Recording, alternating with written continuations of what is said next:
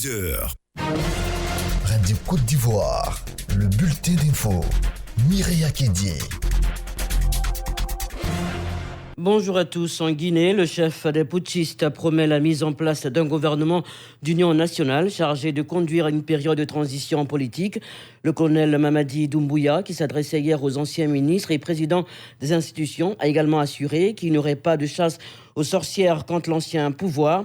Le commandant des forces spéciales a aussi indiqué qu'une concertation sera ouverte pour décrire les grandes lignes de la transition, sans toutefois préciser la durée de la concertation ni de la transition. En RDC, les populations de l'Ituri, du Nord et du Nord Kivu continuent de vivre sous la terreur des activités des forces démocratiques alliées. Une attaque survenue le week-end dernier dans l'est du pays a fait au moins 30 morts. Les victimes ont été principalement tuées à la machette et par balle. Le massacre est attribué aux AFD qui étaient à l'origine des rebelles ougandais et qui sont maintenant présentés par l'État islamique comme sa branche en Afrique centrale. En Gambie, le parti politique de l'ancien dictateur Yahya Jammeh annonce une alliance avec le parti au pouvoir à 3 mois du scrutin présidentiel. Cette annonce jette un doute sur la volonté de poursuivre l'ex-dirigeant pour des violations présumées des droits de l'homme. Un accord a été conclu pour soutenir le président Adama Barrow à la présidentielle du 4 décembre prochain. Le secrétaire général du parti de Yahya Jammeh n'a pas donné de détails sur les conditions de cet accord. Vous êtes sur Radio Côte d'Ivoire. Le médiateur de la République explique aux conseils économiques et sociaux le fonctionnement de son institution et surtout son rôle dans la préservation et la résolution des conflits. Adama Toungara était hier l'invité des rencontres du Conseil économique, social, culturel et environnemental. Son message a été bien perçu par l'ensemble des conseillers qui se réjouissent de cette tribune initiée par l'institution pour partager le savoir-faire des personnalités expertes dans des domaines spécifiques. Eugène Akawili, le président du Conseil économique, social, culturel et environnemental. Notre mission majeure, c'est d'être une chambre qui doit être au service de la présidence de la République en ce qui concerne des avis actuellement donnés, un espace qui doit pouvoir accompagner le gouvernement dans sa mission, de même que de donner des conseils également aux chambres parlementaires, donner des informations aux populations et aux partenaires techniques en ce qui concerne les domaines qui sont les nôtres. Économie, sociale, environnement et culture. Pour pouvoir être en mesure de donner des informations pertinentes, pour pouvoir donner des avis, pour maîtriser la thématique. C'est la raison pour laquelle nous avons institué les grandes rencontres pour que chacun des experts dans ce domaine-là vienne nous faire partager sa mission et nous placer dans les meilleures conditions possibles pour pouvoir donner des avis. À l'instant, c'était Eugène Akawili, le président du Conseil économique, social, culturel et environnemental. Le déploiement de la vidéo-verbalisation entre dans sa phase active dans le cadre de la lutte contre l'incivisme sur les routes. La répression des infractions commence aujourd'hui dans le Grand Abidjan, l'objectif étant de réduire dans 1 an le nombre d'accidents en Côte d'Ivoire. Tous ceux qui conduisent mal sur les axes routiers seront donc verbalisés et paieront une amende pour la faute commise. C'est ce qu'a annoncé hier le ministre des Transports lors d'une conférence de presse à Amadou Koné. Il s'agit surtout de commencer à verbaliser à travers le système de transport intelligent. Donc les uns et les autres commenceront à recevoir des notifications de verbalisation faites sur leur téléphone dans un premier temps. Puis certainement, progressivement, ces verbalisations vont s'étendre à beaucoup d'autres types d'infractions. Nous avons développé un système de transport intelligent et de vidéo-verbalisation qui, au-delà des excès de vitesse, nous permet aujourd'hui de verbaliser même ceux qui sont au téléphone au volant. Vous pouvez être pris, vous n'avez pas la ceinture, vous pouvez être pris, vous n'avez pas passé donc la visite technique, vous pouvez être pris. Et c'est cela une des innovations majeures. Je voudrais donc indiquer que c'est un pas important dans la lutte contre l'insécurité sur nos routes. Le ministre des Transports juge satisfaisante la campagne de sensibilisation sur la sécurité routière. En témoignent les chiffres du 1er janvier au 1er septembre 2021. En 8 mois, l'on a enregistré une baisse d'environ 11% de taux d'accidents. L'on note cependant de nouvelles zones à risque, notamment celle de la région de la Mée, qui enregistre à elle seule 71% de taux de gravité, d'où la nécessité, selon le ministre des Transports, de continuer le combat afin de réduire largement le nombre d'accidents sur nos routes. Amadou Koné. Il y a des efforts à faire. Nous avons également identifié pendant la période aussi de nouvelles zones donc à risque.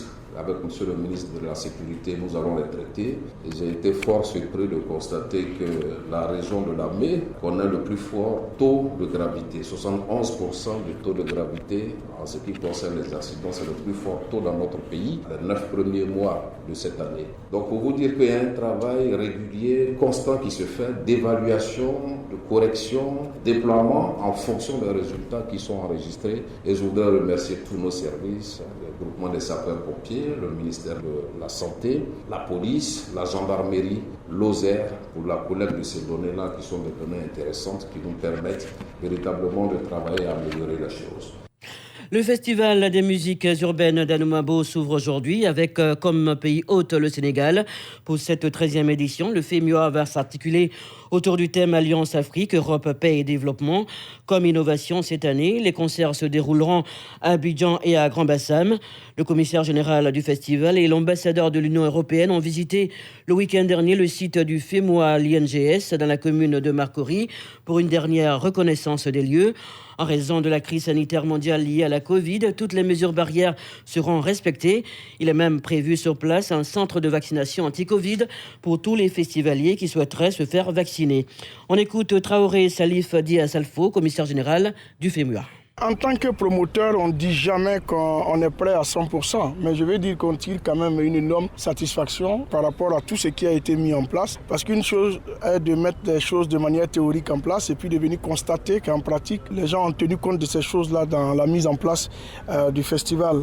Nous accueillons entre 30 et 50 000 personnes sur ce site et je crois qu'il faut mettre les moyens, surtout vu l'environnement sanitaire qui nous entoure. Il faut mettre vraiment les moyens, les bouchées doubles pour que tout se passe bien.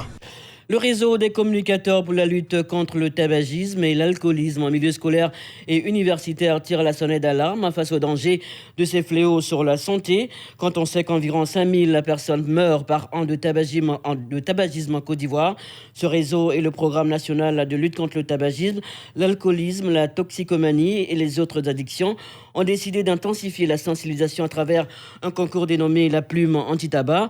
Au nombre des autres formes de tabac, il y a la chicha. Bientôt, les consommateurs de cette pipe à eau subiront la rigueur de la loi après une période de sensibilisation. C'est l'annonce faite par le directeur coordonnateur du programme de lutte contre le tabagisme au ministère de la Santé. On écoute Ernest Zotoa. Le narguilé, le chicha, mais qui sont aussi graves et dangereux que la cigarette. D'ailleurs, la loi que vient de promulguer M. le Président de la République, la loi relative à la lutte anti-tabac, intègre pleinement ces nouveaux produits et il est demandé à la jeunesse, surtout la population la plus vulnérable, de s'abstenir de ce danger, de ce poison qu'est le chicha, qui est aussi plusieurs fois plus dangereux que la cigarette. Il ne faut pas prendre le chicha dans les lieux publics. C'est une infraction à la réglementation en vigueur. Et ces personnes qui s'adonnent à ces pratiques, nous sommes là pour les sensibiliser afin qu'ils arrêtent. Sinon, ils seront passibles des poursuites que recommande la réglementation en vigueur. L'enrôlement spécial des Maliens vivant en Côte d'Ivoire a commencé et c'est au consulat général du Mali à Bouaké que cette opération se déroule. Elle se tient en prélude à l'élection présidentielle couplée aux législatives qui auront lieu en février 2022. Le ministre de l'administration territoriale du Mali était sur place pour sensibiliser ses compatriotes sur l'importance de cette opération. On écoute Abdoulaye Maïga. L'opération spéciale a lieu en Côte d'Ivoire, au Ghana et au Niger. C'est dans ces trois pays que nous avons identifié le maximum de nos compatriotes non encore enrôlés. Nous avons tenu à ce que les équipes se déplacent, identifiées et enrôlées dans les zones les plus reculées, en accordant la priorité aux zones de forte concentration. Nous avons tenu à recruter des Maliens établis dans ces pays pour la simple raison qu'ils connaissent très très bien les zones de forte concentration de nos compatriotes. Je voudrais ensuite profiter de cet espace pour remercier très chaleureusement les autorités ivoiriennes, au premier chef, son Excellence le président Alassane Ouattara. Nous sommes ici à Bouaké, mais nous avons l'impression que nous sommes chez nous au Mali. Cela traduit de la grande culture d'hospitalité du peuple ivoirien. 10h10 sur Radio Côte d'Ivoire, ce bulletin est terminé. Merci. Prochain rendez-vous 12h, je serai là. C'était le bulletin d'info présenté par Mireya Kédié.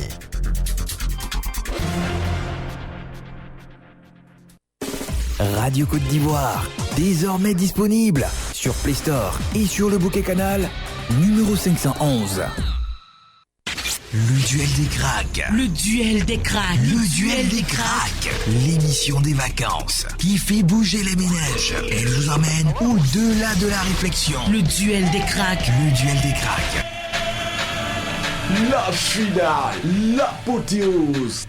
Maya Belle, Kine Koumassi, Anyama, Cocody, Atekoubé, Plateau et Béjarville sera sur la plus haute marche du podium. Qui sera le crack des cracks de l'édition 2021? Réponse ce mardi 7 septembre 2021 à partir de 10h au foyer des jeunes de Béjarville en présence du maire de la commune de Béjarville, Issou Doubia, des autorités du ministère de la Santé, de l'Hygiène publique et de la couverture maladie universelle et du ministère de l'Environnement et du Développement durable. Le duel des cracks, la finale, elle sera épique et sans merci.